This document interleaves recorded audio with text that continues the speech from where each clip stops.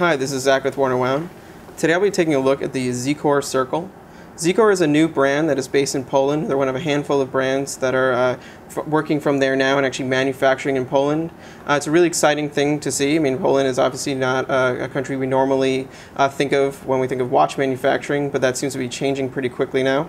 The brand themselves, like I said, very new, very young. This is actually their first watch. It comes in white or black, but this is their first design. And it's very different, very unique, kind of quirky, a bit modern. They kind of sell it as a kind of an everyday sport watch. I think that's kind of an accurate description. It's robust, fairly well made, and kind of a unique look. The brand, one thing I really like about them is that they're designing really from the ground up. So nothing here is referring to classic watches or kind of any kind of historical model. It is just their own unique vision and their own unique design. This watch costs 290 euros, which comes out to 386 US. Obviously that changes a little bit. And for that you're getting a sapphire crystal, an automatic Xicorr TY2130 movement.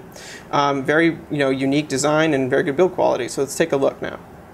The Xicorr Circle has a very unique case design that definitely stands out. I was actually told by the designer of the watch that he kind of started with the idea of building it off of a standard screw size. So this is an M16 screw, and it actually, if you looking at the watch and how it's constructed, you can see that if you were to take out all these screws, it would almost definitely entirely fall apart. So he used it both as a structural detail and an aesthetic detail, and it just kind of served as a starting point for the watch. So the watch itself measures 42 millimeters by 50 millimeters by about 12.5 millimeters thick. So it's a nice medium size, and I feel like it is actually sized just kind of right. If it had been big, the kind of industrialness of it would have gotten kind of overbearing, and had it been smaller, probably just would have been kind of awkward and dense. So I think this 42 is really nice. It's also, as a kind of a wearable sport watch, a good size as well. There's a lot going on here, so maybe perhaps to start with the piece that's calling out the most, and that's the bezel here. So looking at the bezel, you have these interesting cutouts in which you have these little hex head screws, and obviously these line up with all the 12-hour markers. It's a very wide bezel. It's about 6 millimeters wide, and looking at it from the side, you can also see that it is very angled. And the case back then kind of mirrors the front. It's probably actually, it's almost the same piece design. So the whole watch then has this kind of interesting tapering kind of a saucer shape to it. The lugs then are kind of strange, and they're not really, they look almost like they're separate pieces, but they are in fact part of the central case here. Looking at them, they have these kind of rounded sides and then flat inside. Then looking at once again from the side, there's this kind of strange kink to them, and they come down and they have a very rounded edge. I mean, the whole thing is rounded and smooth, so it has this kind of a very strange look to it. Perhaps a little bit disjointed, but I think it emphasizes kind of the harshness almost of this middle area, giving it, just more of a kind of aggressive and kind of sporty look. The crown here, which comes off at 3.5 about, is also kind of an interesting little detail. It's sort of like a mushroom head shape. It's tapering, and it's a bit rounded. It measures like 6 millimeters at the very base and smaller at the top, and it's about 4 millimeters long. It's interesting. It might, it perhaps is a little discordant with the rest of the aesthetic. I do find it a bit difficult to pull. It's a bit hard to get a kind of a grasp on it, but it's stiff, it's not going anywhere, and I do like that it's off a little bit because that just obviously helps with comfort. Flipping the watch over now, taking a look at the case back. Like I said, it's very similar to the front. I really like that they kind of mirror each other, that the back was considered in the design. And then you have this kind of interesting layout here for the etched in information. So you can see there's kind of this large C shape that is etched deeply, spelling out circle. And then within it are various bits of information about the watch, the jewels, it's automatic, sapphire crystal, made in Poland, and that it's an 100-meter water resistance. The dial in the hands of the Xicorr are very strange and a bit unique.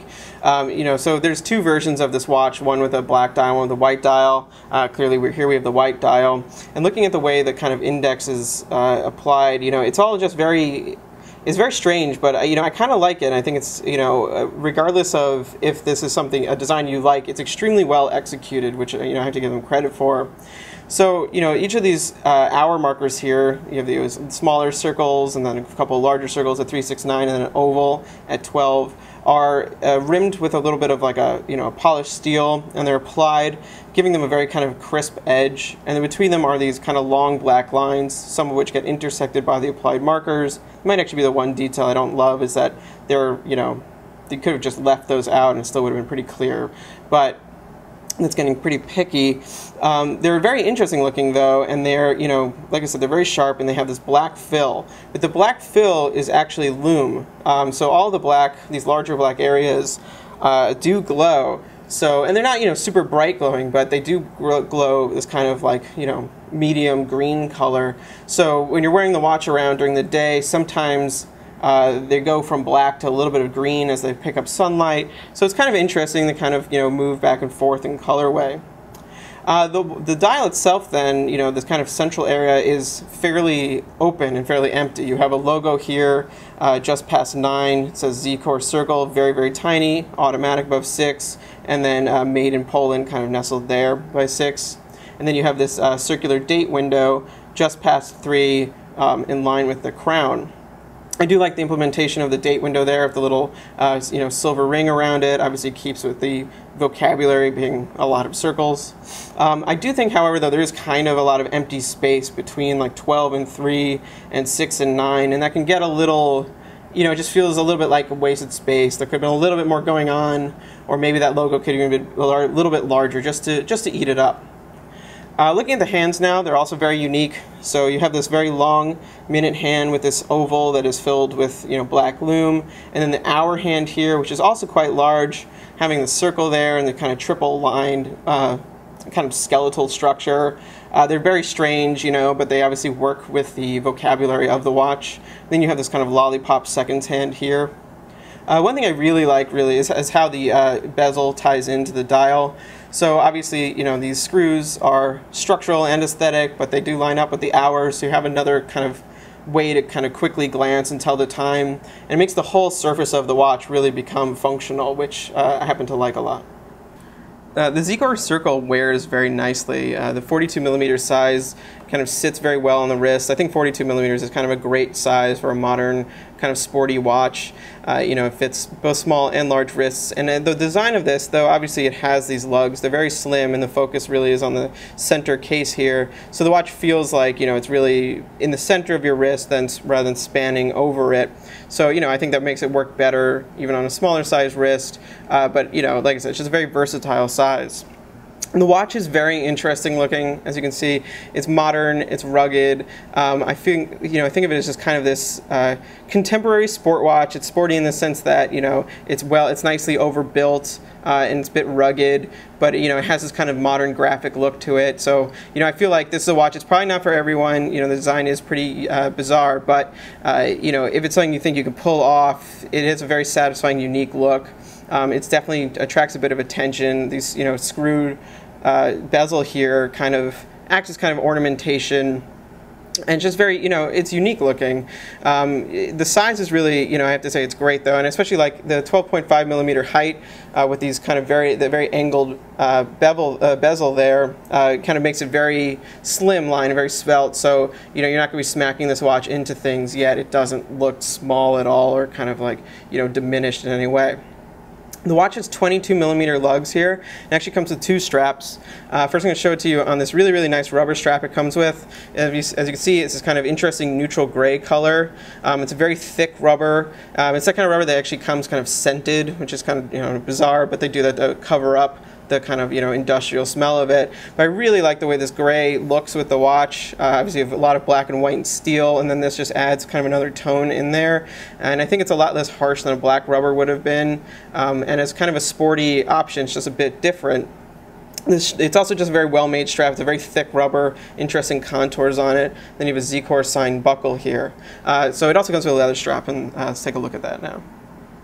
The leather strap that the watch also comes with is it's also quite nice. It's well made. It's, you know, as you can see, it's a black leather with this kind of double stitch line, black on the inside, white on the outside. Obviously, it ties in with the colors in the dial quite well. I think it's probably actually a bit more of an aggressive look than the medium gray rubber. And perhaps a little bit more decorative as well, but it is very nice to have both, and it is a quality strap, so you know it's definitely an option that'll, you know, just give the watch a different character. The Xicorr came in kind of a fun industrial type of packaging. So here's this kind of outer cardboard shell. You can see that has this logo spray painted on here. Just obviously very simple and just kind of fun setup. It's not a real box though, it's just kind of a set of a couple of sleeves kind of wrapped around each other. And inside of that then is a tin. I quite like that. You know, I feel like you don't get very many watches in tins these days, but so here you have this big Xicorr logo. Pop it open. There's like a lot going on in here. There's all these foam inserts. Then you have this little bag. Once again, Xicorr on there. Inside of that is, voila, is the watch on a little foam insert. I feel like it's actually very securely in there, which I quite like. It's not like, you know, it's flopping around in the tin. It's all held in very well because this part kind of fits into this ring here, so it all kind of popped together in the case. Then of course you have a second strap and some paperwork that is down in the bottom. All in all, it's just a fun, you know, different packaging that I was glad to see that they just put the effort in. To wrap up, the Xicorr Circle I think it's a very exciting watch from this new brand. It's definitely quirky, it's definitely weird, it might not be for everyone, but I think, you know, as far as like a first offering, it's exciting. It's cool to see that they really kind of went their own direction with it, had their own kind of concept of what a modern watch looks like, and you know, pursued it thoroughly. I mean, every little part of it is designed and made by them, and I really appreciate that at really any price point, let alone at this price point, and you know, also the fact that it's manufactured in Poland. I think it's really cool. You know, I think there's a lot of promise here. The manufacturing on the watch, I think, is great. I mean, the execution was very, very good. The dial's crisp. The case is well built. Comes with nice straps. You know, I mean, what else can you really ask for? So it's really just about if you like the look of the watch, and that's of course up to you. You know, I guess maybe the one caveat of this watch is that it has a seagull movement in it. I know people don't really trust seagull movements quite as much, but in our time with the watch, it has proven to be accurate and have a good power reserve. So, you know, no complaints here. And I think for the price of just under $400, you know, I think seagull movements are going to become much more common in that price range as Miyotas become a little more scarce as Etas and Swiss movements become even more scarce. So, you know, it's just definitely kind of the way things are going. So if this watch that you're interested in, head over to their website, pick one up. It's definitely very cool. Please read the full review on Worn and Wound. Follow us on Facebook, Tumblr, and Twitter. Thank you.